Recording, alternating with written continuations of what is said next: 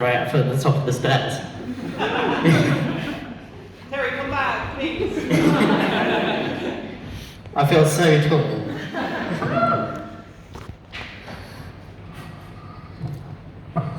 So I've got 3 poems for you.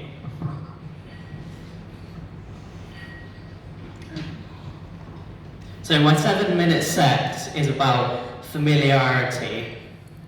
This poem meets the theme by being about becoming familiar with someone in a romantic way, and it's called Making Out with Medusa.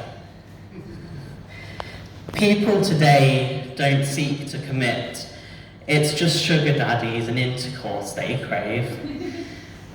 Picking each other sunflowers, you get your hopes up that this time you have turned over the matching card.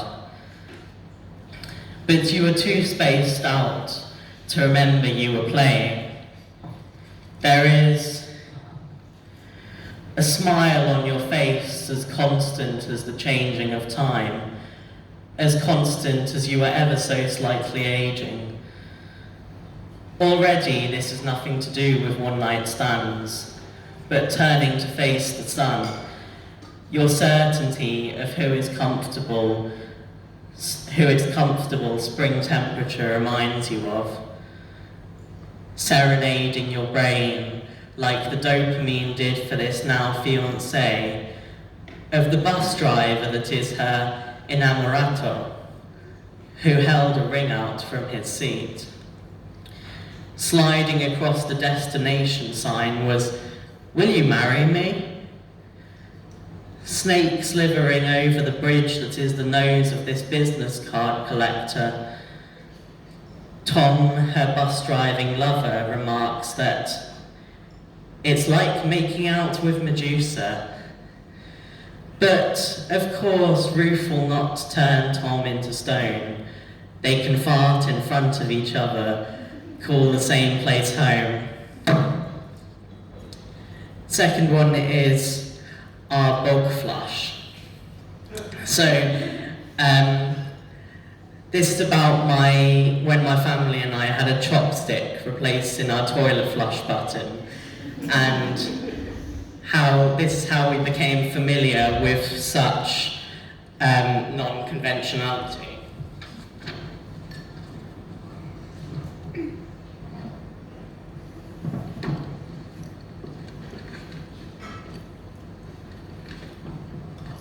Our bog flush, after the tea chests by Catherine Pallant. Notre gesto changed 4 years ago. One of the button holders empty. At first we managed with its partner button, but then mornings came rigid, wanting my shell to rise, but not to be the instigator of any further damage. But when the final part got lost somehow, into a hole we lowered a slim sacred thing, a chopstick. Tutorials of how to use it, accusations they had not been followed. Guests were sometimes loud, sometimes silent, but always so confused. Mum once wore toilet earrings. There should have been chopstick editions, I joked. But this time I came home. It was me that allegedly wasn't holding the stick down long enough, then for too long. I habituated to using a jug, but as it turns out, our system was approaching failure. The whole day we'd hear it filling.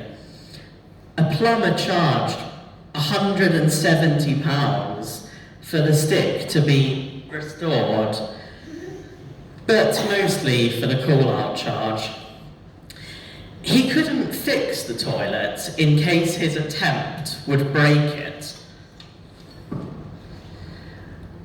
I fantasized about 50 shades of Foraker. I think I'd have chosen pink. But a few days later, one returned part, and a trip to a triathlon in a cola truck, conventionality was fixed.